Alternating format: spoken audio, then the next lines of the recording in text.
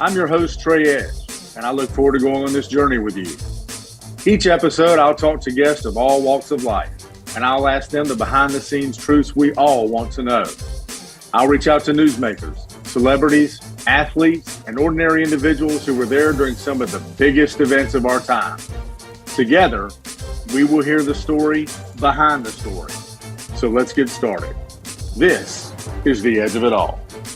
Welcome in, everyone, to the latest episode of The Edge of It All. Really appreciate you tuning in today on whatever podcast outlet you have chosen to listen to our show on. We'll remind you whenever you're trying to decide where you want to go to get your podcast. Don't forget our home studio, UBN Go International Network. That's UBN Go International Network. They not only have this show, but numerous other shows that are there for you to choose from. Very entertaining across all kinds of different entertainment spectrums. That's UBN Go International Network. And with that, it is time to introduce our guest for today's show, Mr. Gregg Oppenheimer. He has lived an incredibly interesting life, to say the least. He is the son of the creative mastermind behind the iconic show I Love Lucy. He is an attorney, turned playwright, turned author. And with that, please welcome Gregg Oppenheimer to The Edge of It All. Gregg, thanks for being with us. Thank you for having me.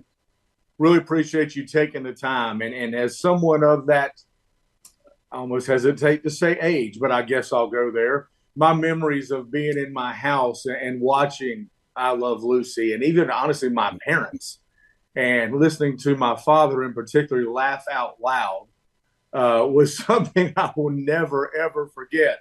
But I want to take you immediately to your beginning. And your story is such an interesting one. But I want to start, I guess, kind of toward that start of your life and your experience with the I Love Lucy franchise and the show and your father.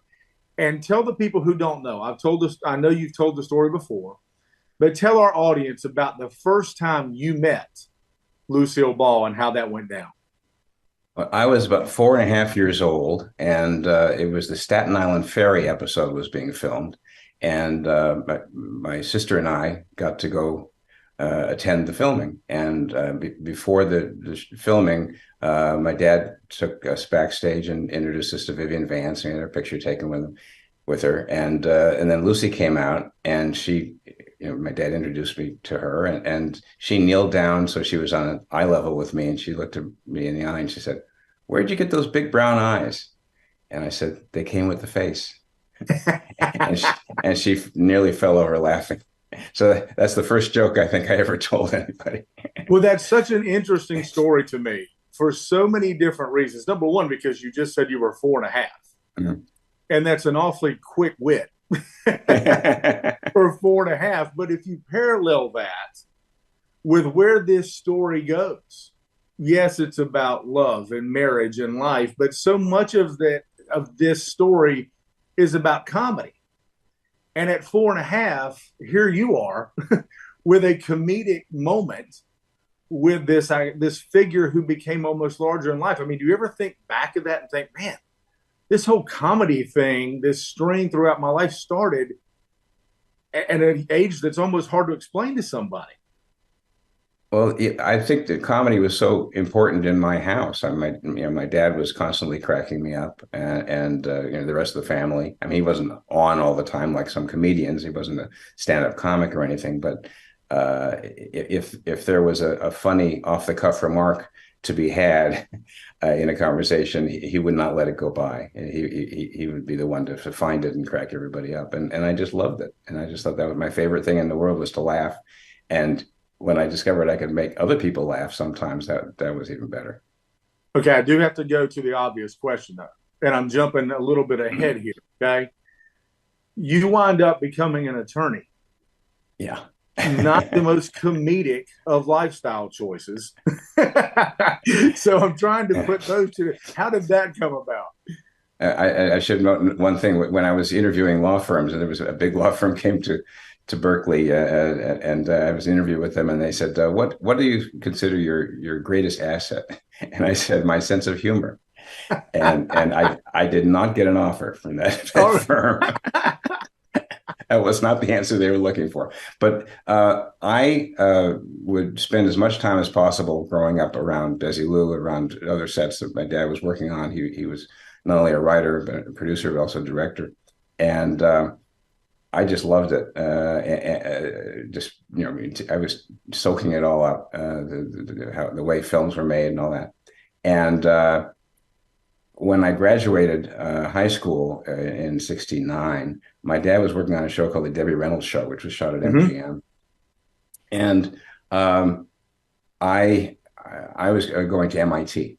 I was interested in math. It was my passion in high school.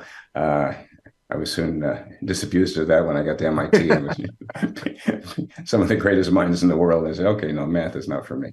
But I graduated in January, and I had 6 months off before I was going to college. So I hung around MGM the first day of filming, and I had asked my dad, can you get me a job at MGM? He said, absolutely not. He did not believe in nepotism.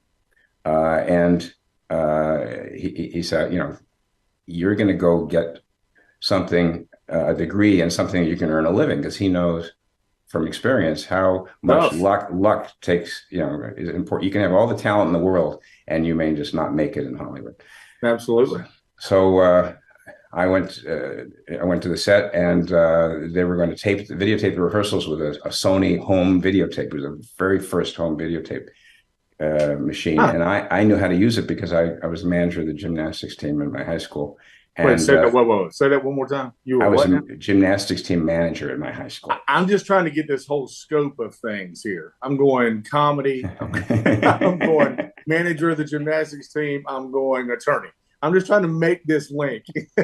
So the guy they were going to have some messenger or something, somebody in the messengers union was going to do what they had him assigned to do the machine, and he didn't show up. And I said, I know how to use the machine. So I did it that day. I videotaped the rehearsals. And at the end of the day, the production manager said, how would you like a job? I said, you'll have to ask my dad. But he didn't have any objection because he had nothing to do with me getting the job. And so I was the videotape rehearsal cameraman at MGM on the Debbie Reynolds Show. And I just loved it. We, just standing around. Most of the filming is waiting, standing around and waiting. But I got to hear stories from Tom Bosley and Al Molinaro. This is before Happy Days, but they were on the show. And I wanted to go into this business. And my dad said, absolutely not. You go get a degree in something. That is so interesting. And I ended up, I got glasses. My sophomore year in high school, I had the same problem with my father. I see double without glasses. I had always seen double. I'd never seen 3D. I discovered it when I was 20. And I became a visual studies major. Not very, very inventive, but so I got a Bachelor of Science in Art from MIT. And there's not much you can do with that. So I went to law school, which does not have prerequisites. That's amazing. And then the path of that, it just was interesting to me because, you link comedy and attorney and you think, okay, how does that fit together? But now it makes sense because your dad wanted you to, as you said, go into something that you knew you could rely on to make a living. Yeah. But let me take you back to your father working on this show. And he had a history in this industry. But how did that, you just mentioned the comedy side of things and how he was always so quick-witted and you admired that about him and soaked that in. But how did it impact you as a person? I mean, you were on this set of this iconic show all the time. Did that almost feel like real life to you in a certain way? Because to so many people, that's a fantasy world. Well, being on the set did not seem like real life at all. And also, I was very young when I was on the set of Lucy. It went off when I was 6. Okay. But other Desi Lee shows, my dad had a show in 1960 called Angel, right, which was a same kind of comedy show, and I was there every week for that. But no, what more felt like real life was watching the show Mm-hmm. if some of it felt like home movies because I recognized things in the characters, the kind of sarcastic remarks to get a laugh. That's just the kind of humor that was in our family, which is natural. I mean, that's the kind of thing he would write. And so, and in fact, sometimes I could recognize people in the audience. I could hear my aunt has a distinctive laugh, and I could recognize my aunt's laugh in the audience sometimes during the show. Can you explain, and I know now that you've gone into this world for years now, the creative process that goes into something like your father did and now you are doing? How does what's something we don't know about that? Because we hear about, okay, you wrote for this iconic show. You wrote comedy and it became jokes and people executed them and it made people laugh. But how much of that do you have to say integrate into the personalities, in this case, Desi Arnaz and Lucille Ball, and kind of massage that so that it works? If you're asking if the personalities are have to be the same as the people on the show, I don't think that's the case. Yeah, But but how but does he have to adjust his writing, for example, once he gets to know these people and their delivery and things like that? oh yeah, yeah. But I think that's more a matter of casting in the first place. Although Yeah. in the case of Lucy, the story there is my dad came to Lucy. He didn't come up with an idea for a show and say, I think I'll get Lucille Ball for this. She had a radio show called My Favorite Husband. It had not been on for very long. This was 1948. And it was written by the people who wrote Ozzie and Harriet. And it was nothing like I Love Lucy. It was called My Favorite Husband. And she played the socialite wife of a bank vice president in a small town. Huh. And their witty banter was sort of like Nick and Nora Charles, the Thin Man. It was very sophisticated, and they were an affluent couple, and it wasn't doing well. And not only that, but it started in the summer, and the people who wrote Ozzie and Harriet had to go back to writing Ozzie and Harriet in the fall. So my dad had been writing a show called Baby Snooks, which starred Fanny Brice, who Barbara Streisand played in Funny Girl, Right. and more recently Leah Michele. And she had a character named Baby Snooks, which was a little girl who drove her daddy crazy. She was wise beyond her years, and a lot of sarcasm and funny lines. And it was an examination of the relationship between children and their parents. And that show had just gone off the air because TV was coming and the radio budgets were being cut. And so Yeah. they told Fanny Brice, she was making like $5,000 a week to work one day a week on the radio show, that she had to take a salary cut to $4,000. And she walked off the show right there. She wasn't having that. No.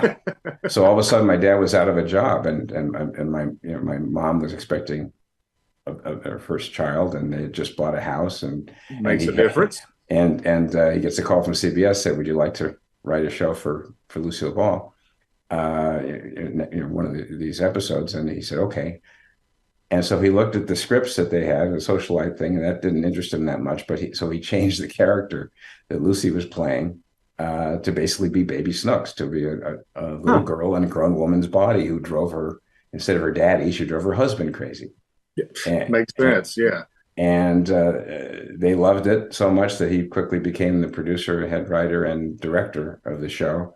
And that's the character she played from then on. And that's the character that became Lucy Ricardo. Amazing. Looking back now, when did you fully appreciate the importance of the show? And but what I mean by that is not just that it was a successful sitcom. And in today's world, I'm not sure younger generations even know what a sitcom is anymore. Yeah. But we grew up in that world, and you can measure its success by simply how many people enjoyed it. Okay, that's great. But what I'm asking in terms of that question is, it had societal importance.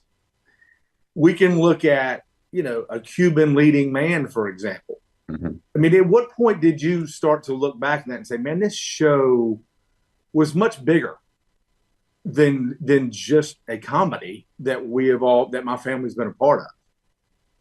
Well, in terms of the interracial aspect of it, or the multi-ethnic, I don't think anybody really thought about that once it was on the air. And in fact, that somebody wrote some book that talked about her talking back to her husband in ways that were only acceptable because he was Cuban American. Oh, And I said, wow. that's just wrong. Yeah. Nobody thought about the fact that he was Cuban American. Everybody identified with husbands identified with Desi. I mean, Yes. when she's having the baby and everything, that was the secret to that show, was they're holding up a mirror to, the whole audience, and things that people went through in their everyday lives. I mean, there wasn't a genie or a witch or somebody with magical powers or somebody from an alien or anything. It was just a couple who was married and loved each other, and sometimes had disagreements about the same things that everybody has disagreements about: money, jealousy, not getting along with neighbors, all sorts of things. And they just went down the list. But in answer to your question, I don't think I realized how big a show it was until the 60s, or when I realized, or early 60s. It was the show. It was on at 9 every morning, 9 or 9:30. And so, like, that's the show everybody watches when they're sick home from school.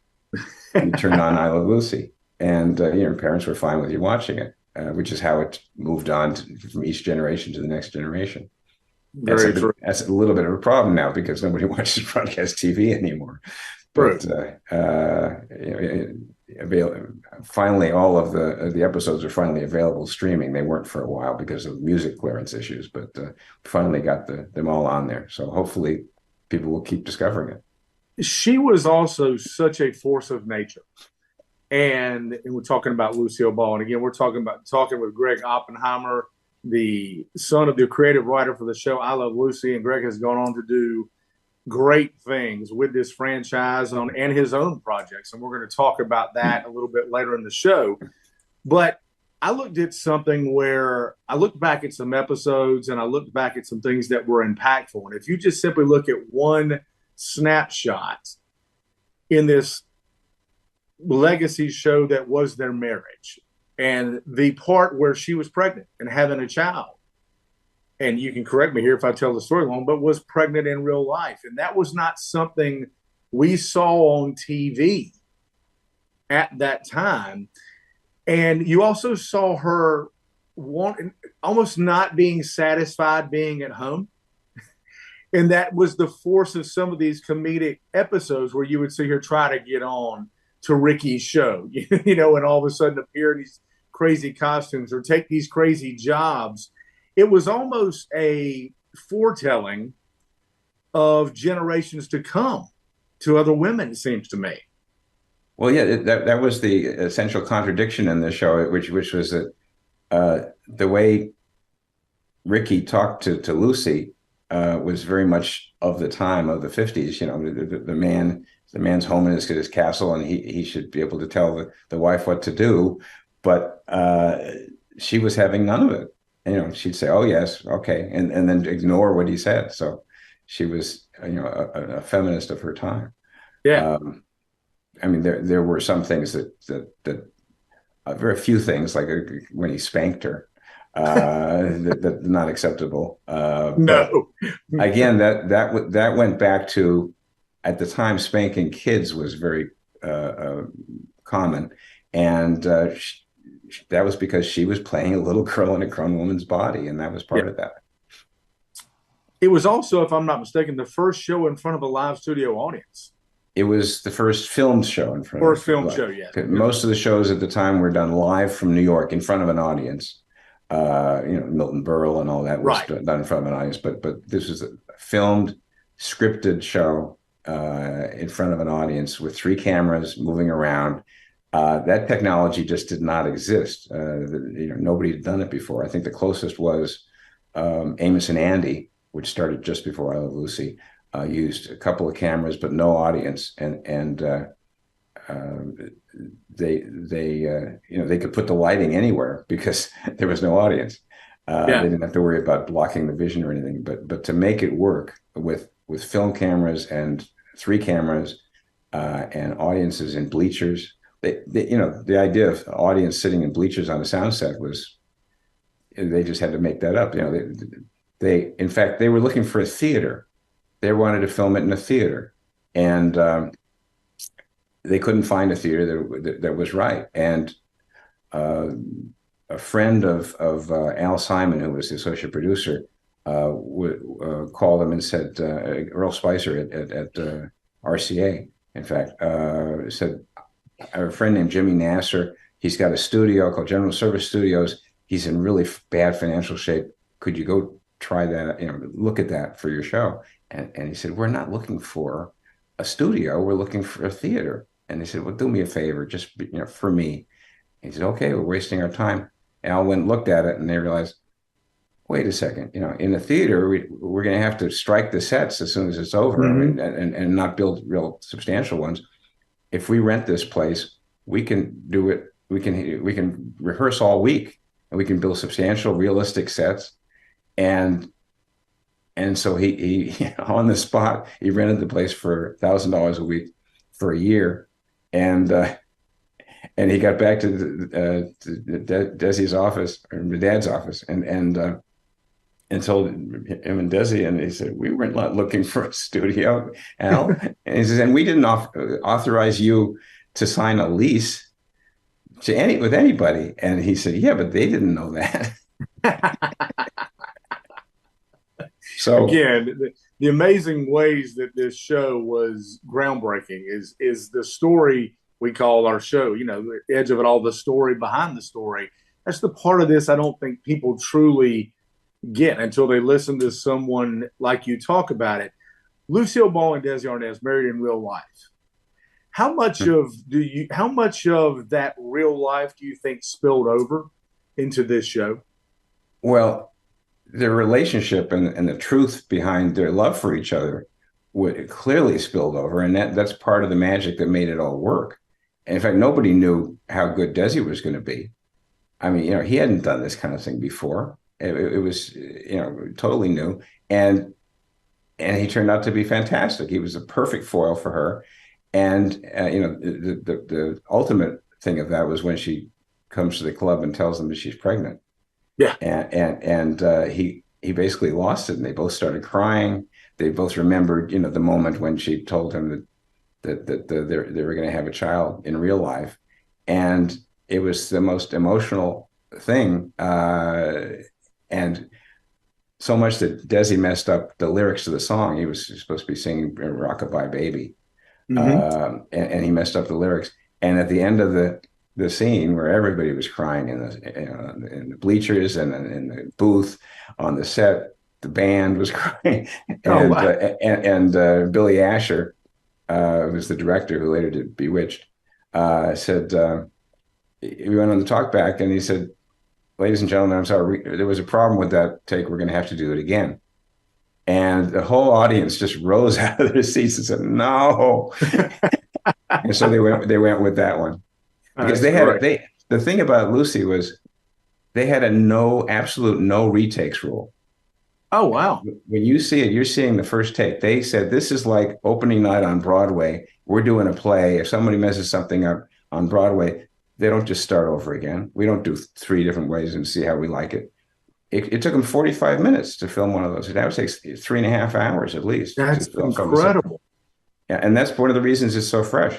And so the reaction you're hearing is not a laugh track. You're hearing the audience hearing the jokes and laughing at them for the first time. Anybody who's gone to see a sitcom filmed or taped will know that the warm-up guy always says, okay, now we're going to take that again. Please laugh at the same places. And you can do that, but it's not quite as Not the same. believable. Yeah. No, you lose the spontaneity. That's Yeah. incredible. The One one take. the one time when Lucy got caught in the freezer, Mm-hmm. they had all this extensive icicle makeup for her, and that took an hour to put on. So they shot the climactic scene with her in the freezer with just a couple of things that made her skin white and everything. So it looked a little frozen. but not the elaborate icicle makeup. And they did that, in 5 minutes. And then they shot the scene, and then they finished the show, and then they announced to the audience, okay, we're going to reshoot the scene in the freezer with this icicle makeup. It's going to take an hour to put on. You're free to stay if you want, but the show's over. Thank you, everybody. Nobody left. Everybody just sat there for an hour and waited, and then it was there for the reshooting of the scene. It's great. It's fun watching you talk about these episodes because I know this has been your life. lately. Yeah, you can see, true. You can see this, you start to light up when talking about it. And it leads me to ask you, do you have a favorite episode of I Love Lucy? Oh, yeah. The William Holden episode of Round Derby. When he comes to their apartment and then their hotel room and Lucy's nose catches fire. That's my favorite for a lot of reasons. For people who don't know, he just said nose catches on fire. Just go watch it. And it took my dad a week to talk Lucy into doing that. She was afraid her hair would catch fire. And they fitted her with a special putty nose that putty does not burn. And a myth has grown up mostly from Lucy, because Lucy said it, but that her nose wasn't supposed to catch fire, but she just kept going. Well, as one of the other writers, Madeline Pugh, once said at one of these panels, she said, if Lucy's nose was not supposed to catch fire, and it did, there would have been 85 people on her in about 3 seconds with fire extinguishers and everything. She's a very valuable asset. Yeah, to say the least. They also, Desi and Lucille Ball also had children. You were the son of the creative force behind this show. Did you have a relationship with them at all through the years? Well, not through the years. At the time, I went to a couple of parties at Lucy and Desi's home in Beverly Hills. But then I didn't see Lucy or Desi Jr. for, we called her Little Lucy. Little Lucy. In my household, and a lot of people did. Until when I finished my dad's memoir, it's called Laughs, Luck, and Lucy. In 1996, it was published. And then I sent Lucy a copy, and she read it and loved it and said, we should get together. And then we had lunch, and we've been, pretty close friends ever since. So we've been in touch since that time. In fact, when I wrote the play based on my dad's memoir, she was my technical advisor. So okay. Valuable input. You took me right where I was headed next. And no, we did not rehearse this interview, but it's amazing when things fall. This is our first take as well, by the way. You lived this life. You talked about going and getting your law degree. Okay. And then you make this decision that I'm going to finish something my father started. And you transition into a life of author, playwright, etc. But take me to that moment when you decide I'm going to change, change career, change life, however you want to put it. But you make this decision to dive into this world and extend what your father's done and make it your own. Just talk about that moment in time. Well, my dad passed away in 1988. And he had started his memoir. He didn't really want to write it, but he didn't think anybody would be interested, but the family kept pushing him. And so he wrote about 80 pages of his memoir. And then he gave it to me to edit, and I marked it up for him. But then he put it aside and was working on something else. And then he passed away. And after he died, I found the manuscript and his notes for the later chapters. And I thought, this is just so funny. And nobody's written a book about I Love Lucy or Lucille Ball or Desi Arnaz that's funny. In view of the legacy of Lucy, that's what it should be. And so I decided to finish it. And in 1992, I took a sabbatical from my law firm. I was a partner at a big corporate law firm in Los Angeles at the time called Melvin and Myers. And I reconnected with the whole Lucy world, all the people that I'd known when I was a little kid. and interviewing people to sort of fill in the gaps in my dad's story, because it was written in his voice, because Hmm. he'd written the part that he finished was in his voice. His notes were from his point of view, and all the stories that he told me when I was growing up were obviously in his voice. So I finished in his voice, but I still had a few gaps, and so I interviewed everybody I could. I took every interview that he'd ever done, and some people had recordings, um, and I just had a ball. I just loved doing it so much, and it gave me a lot more fulfillment than the practice of law. Amazingly enough. I mean, so I guess it's fair to say what you've done since then, and we're going to get to your play and even your own YouTube channel and everything that's going on with you now. Is that fair to say that that's what drove this, that kind of was your inspiration for what you've been doing since then, was taking on that book and diving back into it? Oh yeah, and even before that, I mean, I knew that the creative endeavors is what really sort of turned me on. I mean, I was the editor of the alumni newsletter slash newspaper at the firm, and I was in charge. I was in the real estate department, so I was sort of in charge of my firm had a high rise on Bunker Hill in downtown LA, and so when we had to redesign the lobby, I was supervising that. I was in the architecture department at MIT, and I was an art major. So the creative things really were more interesting to me than just Mm-hmm. the dry practice of law. And Gotcha. I was just very happy when I was working on that kind of thing. I took sculpture classes when I was a lawyer Thursday night, I Saturday. was getting ready to say you were a well-rounded person, but off the heels of you saying taking sculpture class, that's probably a bad play on words.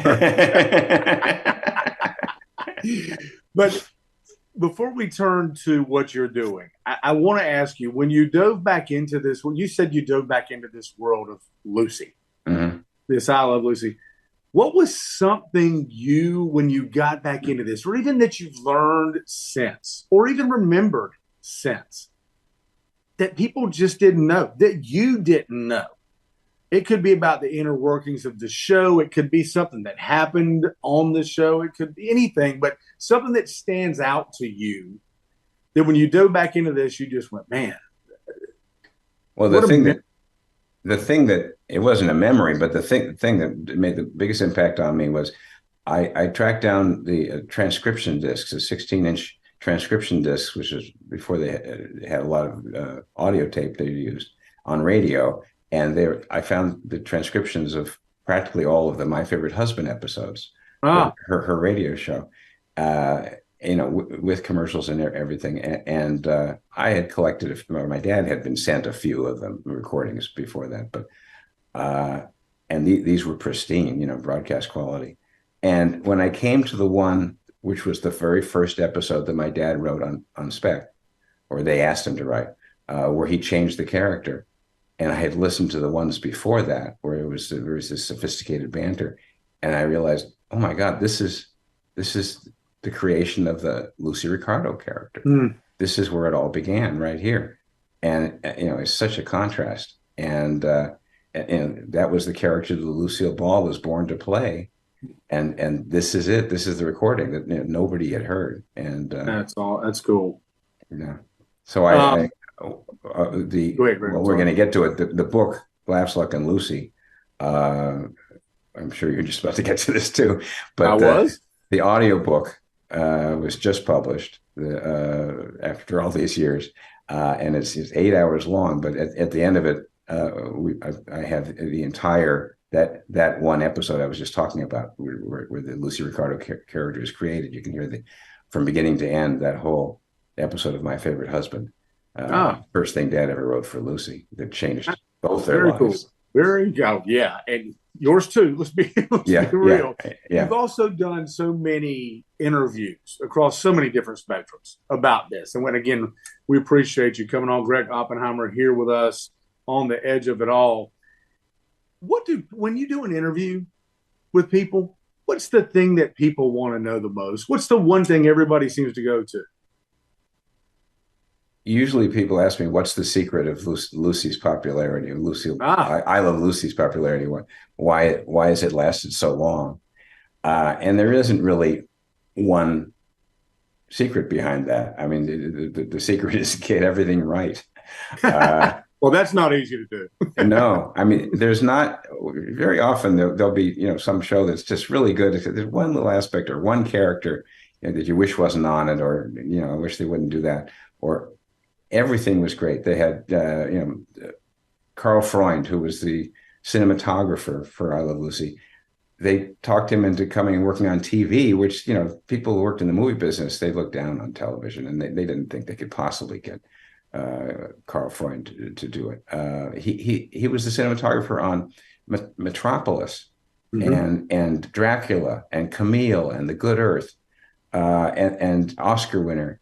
And he agreed to figure out a way to film a TV show in front of an audience. But because of that, his standards were so high that the cinematography was really amazing.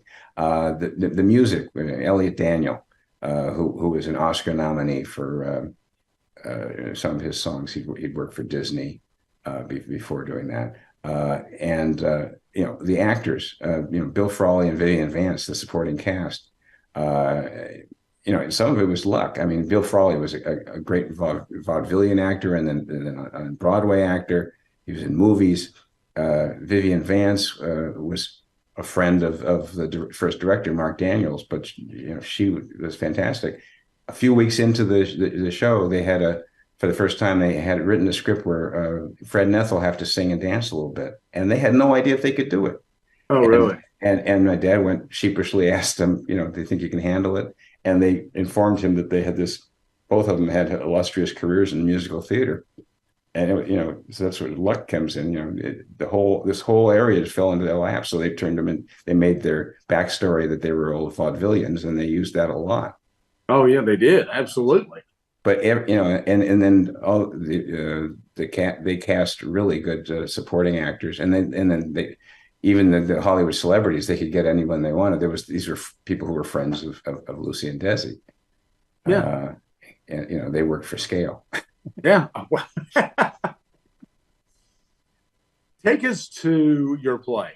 You've done so many things now. You just mentioned the audiobook. We want to make sure we tell everybody to go and listen, and we'll do that in just a minute. But you've done award-winning DVDs for CBS, for example, about the I Love Lucy show. What about your play? You premiered in 2018 in LA. Full cast recordings available on Amazon, Audible, LA Theater Words. Toured nationally, I believe, recently. Yes, this year. So tell us all about that, how you came to do that, and where we can access it.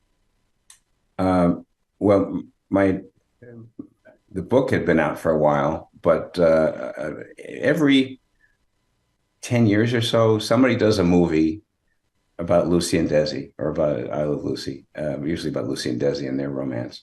I think the first one was 1989, called Lucy and Desi Before the Laughter, and then there was one with Rachel York in 2003 called just Lucy, and then Aaron Sorkin just done one recently. But they're always so grim, and I thought, and they also did not really go into the amazing story of how I Love Lucy came to be. They touch on it, but why do you think they're grim, Greg? Why do you think that is? Because I think it's because they're all focused on the eventual divorce. Yeah, their marriage broke up. But the amazing true story is really very funny, and when they were making that show, everybody loved the work. Everybody could not wait to get to the typewriter or the set or whatever they were doing, and they were so proud of it and had so much fun. You can't do a show like that and have that kind of success and longevity for a comedy if everybody hates everybody. Yeah. But people, people who make movies are looking for conflict. So I wanted to write a screenplay or a play or something that felt like you're watching an I Love Lucy. It had the same kind of humor because that the people who are going to watch it are fans of the show, so I know they like that kind of humor. And when I finally started writing it, it came surprisingly easy, using the actual words of the people at the time. Mm-hmm. And so we came up with something that I think one of my favorite review said it has all the heart and humor of an episode of I Love Lucy itself. And That had to be great to read. oh yeah, we got uh, when it premiered, Sarah Drew from Grey's Anatomy. Plays April Kepner on Grey's Anatomy, played Lucy, and Oscar Nunez, who was Oscar the accountant on The Office, played Mm-hmm. Desi, and Seamus Dever, who was on Castle, played my father. And we did it. I did it because it starts in radio with My Favorite Husband and Lucy on radio. I presented it as a radio play. And because I love that medium. It uses your imagination, but you get to see the actors on the stage, and it just worked. I probably one of my favorite weeks of my entire life is going to every performance. The first week that it was playing at the James Bridges Theater, and it was just fantastic. I think I gave you a clip. Yes, from that. We do. If you want to show it. Yep. We again, you've done this play, you do the DVDs, but I want to make sure we touch. That's not all you do here. Oh, I should mention where people can go get the play. Yes, do that, please. The easiest place to go is lucynet.com. Lucynet.com, which is my website. There's a link, a bunch of links there where you can do the download. The complete full cast performance. It's only $4.99, I think. And it's very fun. It's a lot of fun. And it's available now. If anybody wants to produce the play, it's very easy to produce because it's done as a radio show. If you have a community theater or high school drama or college or whatever, Next Stage Press has published the script and is licensing the performance rights. So. Okay. You also mentioned the audiobook edition of the Laughs, Luck, and Lucy. Want to make sure people, I guess they can get that anywhere, Audible, wherever they go to get their audiobooks, they can do that now? Right. They can do it on Audible, Amazon, also on lucynet.com. I've got links for that. And it's got a supporting cast of 28. Oh, wow. Because I intersperse it with classic performances by Lucy and Desi and Bill Frawley and Vivian Vance, Gail Gordon, Hans Conried, Rudy Valley. You even got the tap dancing of Fred Astaire on the thing. Plus, it's got lost I Love Lucy scenes. Ones that are not in reruns. Yeah, and Gregg Oppenheimer joining us here on The Edge of It All, where we get the story behind the story of I Love Lucy, and we appreciate you coming on and sharing these stories with us. But you also have a YouTube channel. Yes. You want to tell us about that? Well, for years, starting in 1998, I got together everybody who had ever appeared on I Love Lucy or My Favorite Husband, who was still around. And we did a fundraiser for the Elizabeth Glaser Pediatric AIDS Foundation. And we called it Lucy's First Sitcom, a reunion.